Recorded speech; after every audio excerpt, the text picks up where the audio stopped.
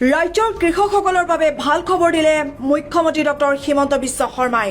এবছৰৰ পৰা প্ৰদান কৰা হ'ব মুখ্যমন্ত্ৰী কৃষক উৎকৰ্ষ বঁটা। পুনৰ জনাইছো এই মুহূৰ্তৰ এক গুৰুত্বপূৰ্ণ খবৰ। ৰাজ্যৰ কৃষকসকলৰ বাবে ভাল খবৰ দিলে মুখ্যমন্ত্ৰী ডক্টৰ হিমন্ত বিশ্ব শৰ্মাই। এই বছৰৰ পৰা প্ৰদান কৰা হ'ব মুখ্যমন্ত্ৰী কৃষক উৎকৰ্ষ বঁটা। যদি শিক্ষিত যুৱক যুৱতী কৃষি খণ্ডত জড়িত আছে তেন্তে 1 লাখ টকাকৈ লাভ কৰিব। পুনৰ জনাইছো ৰাজ্যৰ কৃষকসকলৰ বাবে ভাল খবৰ দিলে মুখ্যমন্ত্ৰী ডক্টৰ হিমন্ত বিশ্ব শৰ্মাই।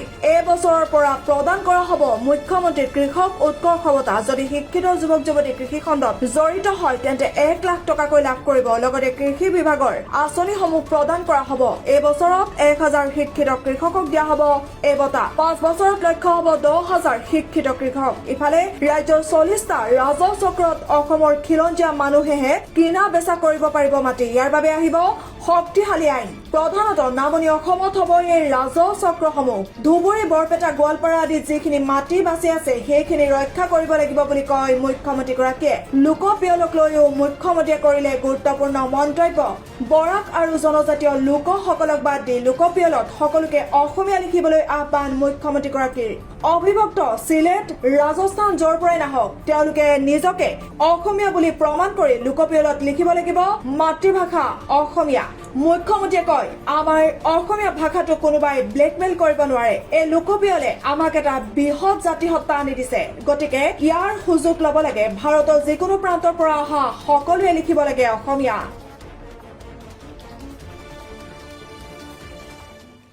চৰকাৰে এটা নতুন সিদ্ধান্ত লৈছে যে আমাৰ চৰকাৰত আপোনালোকে জানে যে যুৱ সমাজৰ কল্যাণৰ বাবে প্ৰত্যক্ষ কোনো বিভাগ নাছিলে। স্পৰ্টছ এণ্ড ইউথ ৱেলফেয়াৰ বুলি আমাৰ ডিপাৰ্টমেণ্ট আছিলে, কিন্তু স্পৰ্টছ এণ্ড ইউথ ৱেলফেয়াৰত ক্ৰীড়াক অধিক গুৰুত্ব দিয়া হৈছিলে।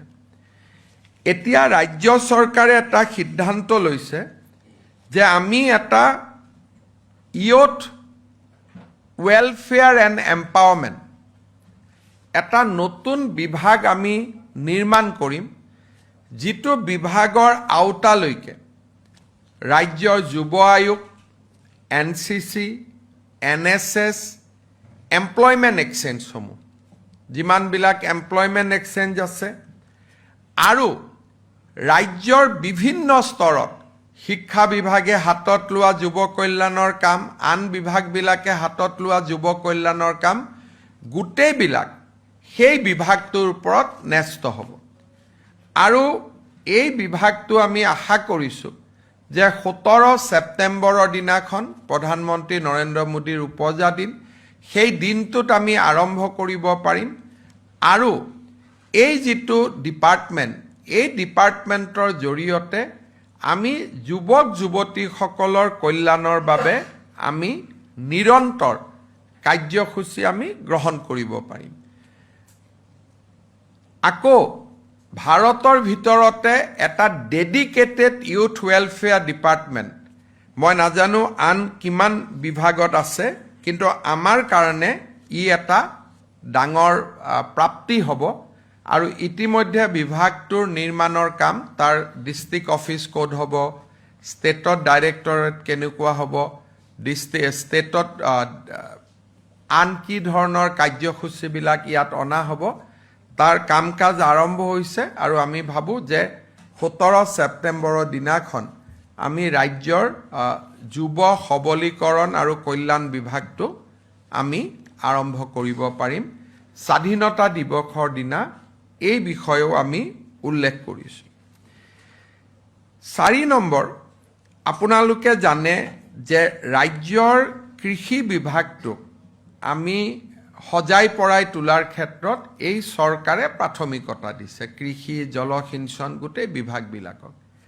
কিন্তু আমাৰ দৃষ্টিত শিক্ষিত যুৱক যুৱতী যেতিয়ালৈকে কৃষি খণ্ডলৈকে নাহে তেতিয়ালৈকে আমি কৃষিৰ আধুনিকৰণ বা মডাৰ্ণাইজেশ্যন, য'ত নেকি এক্সপৰ্টৰ ধৰি বিভিন্ন ধৰণৰ নতুন আঁচনি জড়িত হৈ থাকিব, তাক কৰাটো যথেষ্ট অসুবিধা হ'ব।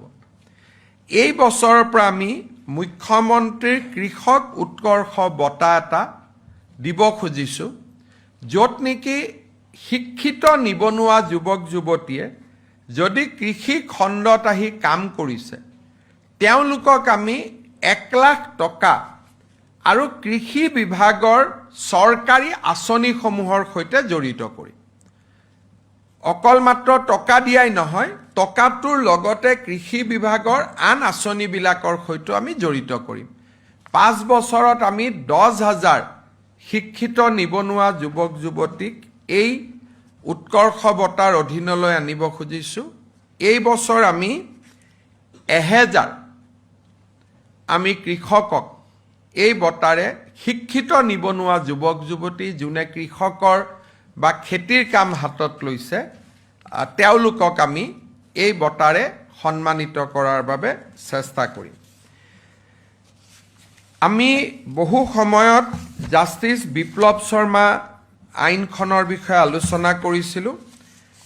জাষ্টিছ বিপ্লৱ শৰ্মা কমিশ্যনৰ এটা ৰিকমেণ্ডেশ্যন আছিল যে ৰাজ্যৰ কিছু নিৰ্দিষ্ট ৰেভিনিউ ব্লকত অকল অসমৰ অৰিজিনেল চিটিজেনসমূহে যাতে মাটি কিনা বেচা কৰিব পাৰে।